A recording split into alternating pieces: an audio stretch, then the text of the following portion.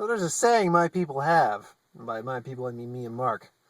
The only way to find true happiness sometimes is to do drugs in a group of people. So yeah, there's a million ways to die in the West. I just farted out my penis! Oh, that one. That joke was, I heard that joke in the trailers, in like the TV spots, but I didn't actually hear the sound effect they used. It sounded like a very wet deuce. No, you heard the sound effect for that too, right? And I have to say, I think the explanation he gives, like, you hear it briefly mentioned in the trailer. There are people here who die from their own farts. And then just... And then the explanation they give in this... makes sense. Oh, hell yeah.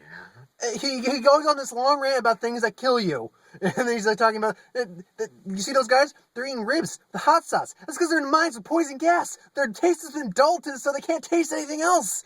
Do you know what's going to cause? Dysentery, bowel obstruction, da-da-da. It's like, oh, that's not it. Oh, look, there's our mayor. He's been dead for 3 days. The highest ranking official in this town has been dead for 3 days. Oh, look, there go the wolves. Drag it up. Bye, mayor. At one point, the main woman is playing fetch with her dog as they're walking through town. She throws the stick. Dog comes back with a foot. And the guy's like, and one's like, oh my God, what is that? Oh, that's our mayor. That's our mayor. Throws it away. We were talking about this outside, so we're not going to get too much into it.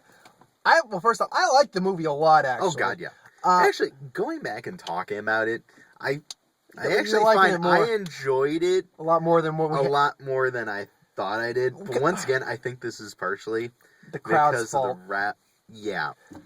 We actually discussed this outside in length. Yeah, we're not going to go over too deep. The issue is that we got the crowd. How many people were there, first off? But I mean, including us, I want to say there were maybe like 10 people. Yeah. Well, to be fair, this is just a pre-screening we went to. I'm sure there'll be more people tomorrow at the actual release. Yeah. But honestly, I think part of the issue was the fact that, honestly, the crowd just... kind of wasn't into it. They weren't into it. Like, this is the crowd that's more fan of, like, the stupid... like, over-the-top... When Family Guy's doing its stupidity, this is the crowd they kind of go to. Yeah. And, like, with the stupid humor and a bunch of stuff like that, where just, this crowd, they laughed sometimes. Yeah, they were laughing sometimes, but they just, they weren't invested. Yeah, a lot of it they just weren't necessarily getting. Like, a lot of it was just kind of flying over their head or falling dead on them. Okay, here's a good example. Oh, go ahead. They just kind of... Like this is there. Yeah, like, watching it...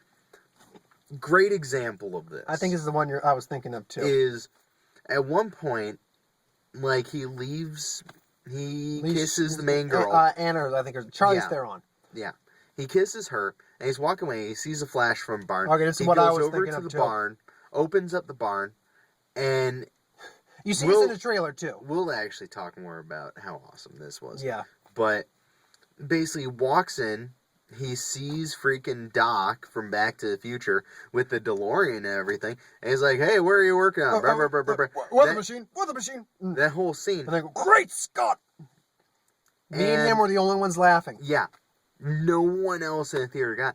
So, it's difficult to go really in depth on this movie and to properly review it. Yeah, one of the problems is we've had this when we did Anchorman 2. We don't want to spoil a lot of the jokes is the problem, first off. Because it is actually an extremely funny movie. I think I like Ted a little better than this myself, but it's a different type of movie. Mm-hmm. But yeah, I think this is an extremely funny movie. We just got the wrong goddamn crowd. I think if everyone in that theater, even just the 10 of us together, were laughing, I think we would have all had a better time. But I think this movie's first off is a lot smarter than Family Guy, and I think even American Dad. Even though I've actually grown to like American Dad as of late. Oh yeah. But it's a lot smarter than that. See, here's the thing. It's kind of hard to say the movie is a lot smarter when you have... Okay. To give away one of the jokes, a sheep, and I won't fully give away, but a sheep pisses on Seth MacFarlane. in one of the Yeah, scenes. and I'm not gonna go any more in depth than or we see. Okay, one thing I'm gonna spoil: Neil Patrick Harris shitting into some guy's hat in the middle of the street, and shitting into another guy's hat in the middle of the street. Yeah. Well, we got okay, we got 15%. We're fine. Yeah, sorry, the battery is a little low on this, surprisingly. But yeah, the plot's a little. I mean, it's general. There's a general plot. Seth MacFarlane's. Well, here's the issue: Hmm? is to talk about the plot and kind of the overall feel of the movie and stuff like that. It's very difficult to. I'm not going to go in depth. Because we had absolutely the wrong crowd for this. Like, they weren't laughing at most of the movie. Yeah. They weren't getting, and that's why at times it was kind of awkward. Because we were laughing we would start laughing. And we were laughing pretty hard at a few points. Like, at a few points, I noticed myself kind of be like, okay, I'm going to stop laughing as much because no one else is. Yeah, and I did that too. Nothing. I did that too. And I'm like, wow. But I guess a general pretense then, and not necessarily the plot. Seth MacFarlane lives out in the West. He's a sheep farmer. You see it in the trailer. Charlize Theron comes to town for a little bit. Liam Neeson is a bad guy, and there's your story. Oh, boy likes girl. Oh, he was dating Amanda Seyfried too, and she dumped him. For Neil Patrick Harris.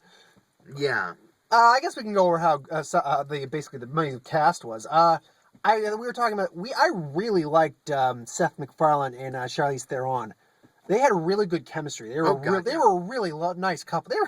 We were even talking. I was like, this is really kind of sweet, actually. Yeah, because you really believed it. Well, the next thing is, freaking Seth MacFarlane with his two friends in this movie. One of them is Sarah Silverman. The other one is Paul. I think it's Giovanni Ribir. Correct me if anyone's Giovanni Russo. It's like Ribirso or something like that. Ribirso. Correct me. You can correct me in the comments or something if I got that wrong. The point being, the chemistry between them as friends was actually pretty good. And we were talking about this. I'm like with you. I don't like Sarah Silverman all that much. I mean, she's all right sometimes. Yeah. She was actually really sweet and adorable in this movie. Yeah. She's a whore. Surprisingly. Okay, there is a running joke with that entire couple right there. And you even see it like on the posters and stuff, so I'm going to give it just a little bit away. It says he's a virgin on the poster. Yeah, he's a virgin. She's a whore. And they're dating.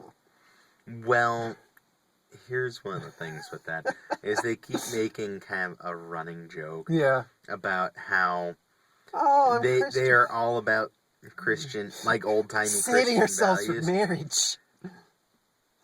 And then some guy goes and fucks her in the ass for her job. Yeah, but, like, one of the most blatant scenes of that is she's talking to him, and she's like, no, I want to save myself for after marriage. Oh, God. I want to have sex with you. All right, be right there. I'm sorry, sweetie. That wasn't the one I was thinking of. I was thinking of when he used his handkerchief.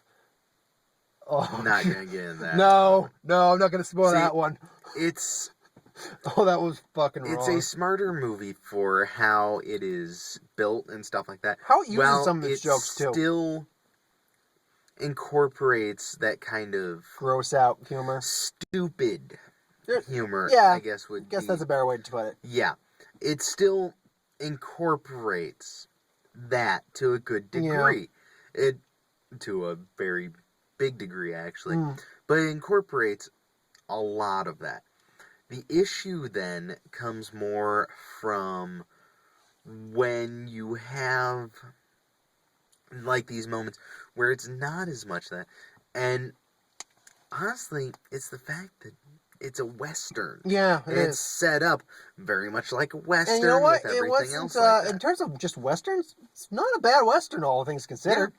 Yeah. Okay, one little thing I did mention coming out, although I like Seth MacFarlane, he's the only character who seems a little out of place. I think that is the joke, though.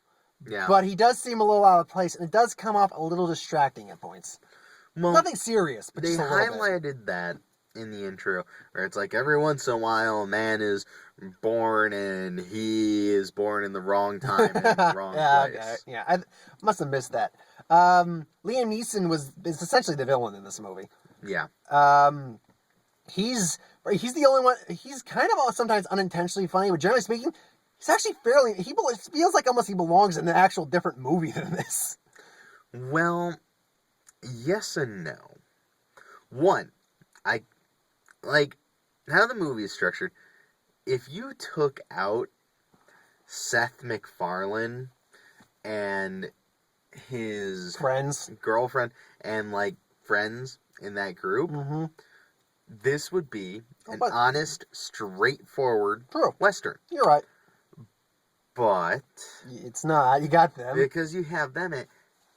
It's it's different. It pulls in a different way to where it's like that actually adds another level to it where it's kind of funny. Because you're watching this and you're like, everyone else is acting. True. Like this is a full-on Western. You kind of need but Seth MacFarlane is playing the straight kind of modern man. Yeah, you kind of need, you're right. You need the straight man, and Liam Neeson was essentially the straight man. He was playing this, he's actually fucking intimidating at points. Oh, God, yeah. Yeah, I love Liam Neeson. Did you notice he was using his real Irish accent, too? Yeah.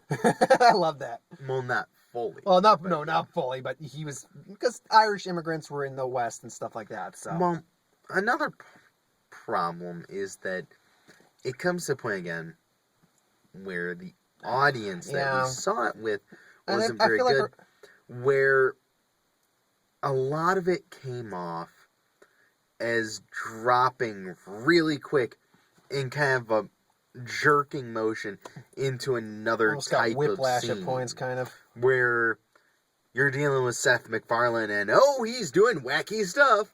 And then it cuts over Liam Neeson and he's like, I'm going to take your gold. I'm taking your gold. Oh, he made me ask twice. Sorry. And it's kind of like, okay, that was sudden.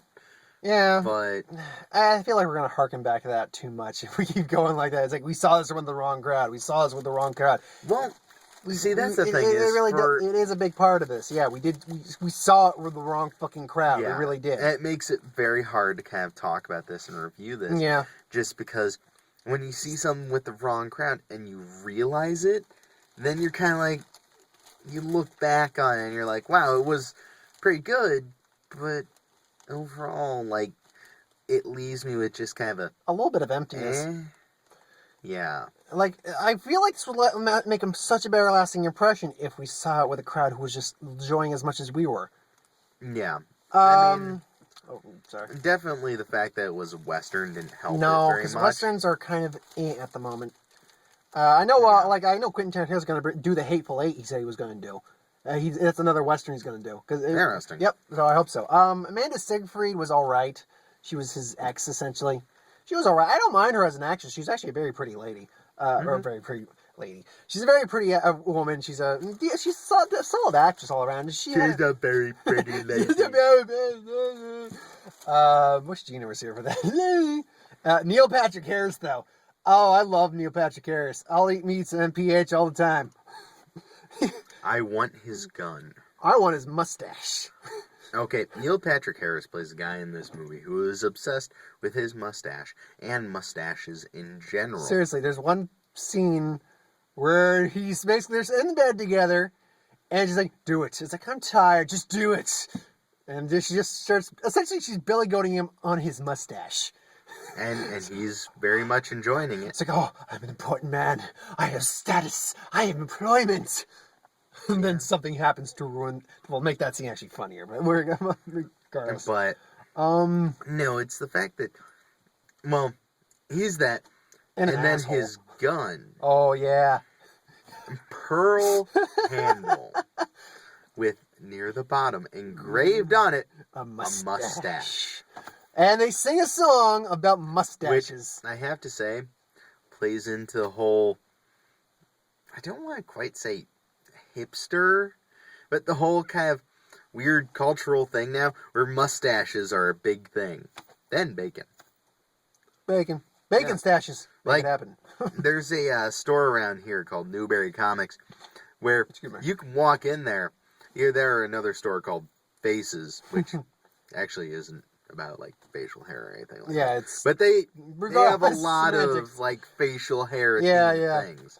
I could even get like a little thing for my car that gives it a mustache. Yeah, I liked Neil. He was like the perfect asshole, essentially. Yes, but here's the thing. Neil Patrick Harris is the perfect... You know he's actually a wimp and very sad at heart. Yeah. Asshole. Whereas, it's like... Good example.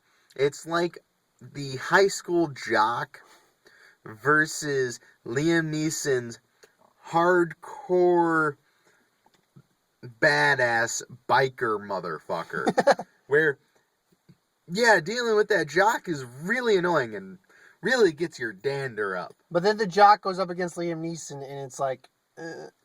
Then you see the jock get the shit kicked out of him. The shit beaten out of him by freaking the angry fuck. Is that on the outside or in the inside? It's outside. Okay. There's like a spider or something like that. Oh, there's a spider. Anyway. Yeah.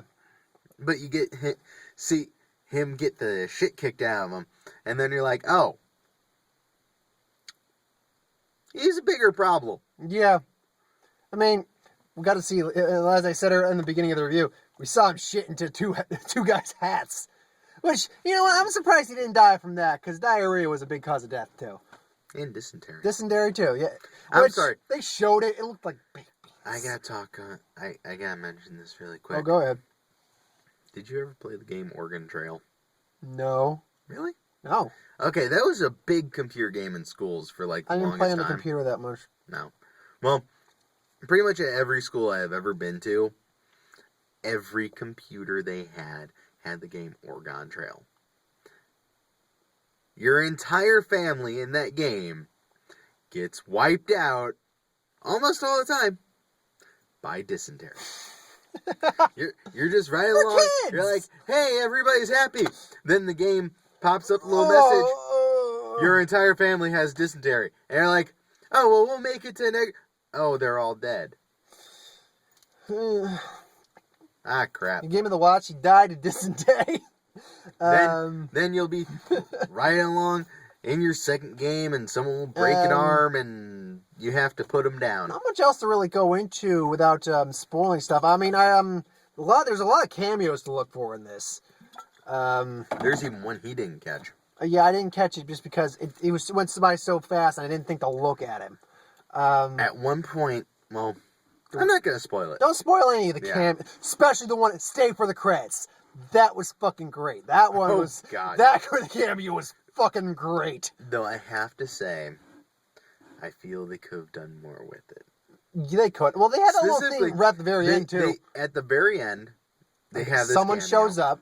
And then after the credits... He's still there. And they have another thing. He makes a joke with it. I feel as though that end joke, they could have done something better with that. Yeah, I'll admit that. I felt like that was more like that actor just going out of character and making a joke. Yeah. That sounded what it sounded like. I kind of wish that the actor had more been like... made a reference to another film or that he is a part of. I mean, we talked about the Christopher Lloyd thing. It's really. I think you're running low. Yep. We got the. Battery's gonna die soon. We're gonna cut this really quick. Yeah, I feel like it really sucks that no one really got that Christopher Lloyd one in the theater. I think they kind of got like, oh, Back to the Future. Oh. Well, really quick, trailers. Fine, we're gonna have to do this quick. We'll talk about that one last, just because we'll probably talk on that one the longest. So we actually got mostly new trailers for once. Sin City 2, I've seen it once. He hasn't seen it yet. I didn't see the first. Right. I didn't see the first Sin City. I think it's a prequel. No, it's a sequel. I know it's a sequel. It can't be a sequel because Bruce Willis and Marv both died. Yeah, but it's a sequel. Okay. Yeah. Then to kill. You're there. Frank Miller's going fucking insane again. What was it? Kill the Messenger. The one with Jeremy Renner. He's the one. Looks interesting. It's something I like Jeremy Renner. Like kind of a espionage drama. A little bit. It's based off a real story though, from what I understand. Next was Life of Crimes with Tim Robbins, Jennifer Aniston, where essentially his wife gets kidnapped. He doesn't want to pay the ransom because he's divorcing her. It's kind of amusing. A little bit. It wasn't a lot. Might fall under the radar. Magic in the Moonlight. That one with Colin Firth and Emma Stone, where she's trying to debunk her as a mystic. That actually looked very entertaining. It looked like a cute film. I'd could go see that, especially if we had like you Sam and Gina or something like that with us. That Liam Neeson one. Walk Among the Tombstones. That looked intense. Depressing. First, maybe, but that looked intense. And depressing. Yeah. I'll probably see it because I love Liam Neeson. Yeah. Last one we got is As Above, So Below. Oh, no, As Above, So Below. They find the gates of hell in that catacombs in Paris story. So I have an idea. We're going to take Devil and then pair it with The Descent. Yay! Only there's going to be a twist. Look, there's a piano. No. Twist. It's a found footage. What's the twist? Oh, God, I have no interest. If there's nothing else playing that week, I'll probably see it myself. But yeah, okay. So last thoughts. I like this movie a lot. I really think it was the crowd, man. I have to say, go see it. Or, if you can, I think this is the only time I've suggested this so far. Wait for it to come out on DVD. Double feature with Ted. That'd be great. But wait for it to come out on DVD. Then watch it with a bunch of your friends. That'd probably work. If they're into that type of humor, where they're kind of like, oh, I like westerns, stuff like that. Like, if they would be okay watching, like, let's say, Rango, Django Unchained. Yeah. Well, Django Unchained is a bit of an extreme example. Oh, no, that movie's hilarious. Oh, it's hilarious, but it's a far more serious movie. Whatever. Django Unchained. There's Lone Ranger, maybe? Maybe. I know there's not a huge crowd. Yeah, for I know. Wild Wild West is another one. Well, I guess. Wild Wild West. I'm not a huge fan of that. I like it all right. But it can pair with those and be like a good... You know what? After you watch Django Unchained... Watch this. But before you watch, like, Rango... Yeah. Watch Perfect this. segue. It's a good segue movie. Perfect. It really is. So yeah, I hope you liked the review like always. Like, subscribe, and as always, if you got something you want us to review, multimedia based really, movie, TV, anything, put it in the comments below, Facebook, one of us, or something like that. We'll do a review on it. Next week, I don't know what it is. We might actually do another one this week with Maleficent if we get the chance. I don't know for certain on that. If nothing else, I'll do a solo review for Maleficent myself. Next week, I know it's Edge of Tomorrow, the Tom Cruise one, and then something else. I can't remember. Oh, yeah. I don't know. I'll see. I'm going to have to look up. Yeah, I'll have to look that up myself. So, if nothing else, I'll be talking about Tom Cruise next week. Oh, also, really quick. Me and Brent tried this earlier. Try coconut mocha. Mocha coconut water, was it? Yeah, sure. Or Cocoa Mocha, I think it was called, or something like that. It's fairly decent. Until you get to that final bit, which is Oh, no, it mocha. just tastes like a la mocha. But would have been better cold. It's good. Yeah. They say serve it cold. They're right. It would have been better cold. I can see sitting on a beach and be like, hey, I want something that's kind of tropical, but tastes like coffee. And if you're a fan of vanilla, they got a vanilla one also. I am going to stay away from that one for a bit. Just beware, coconut water. He remembers this because he had a few moments of this earlier.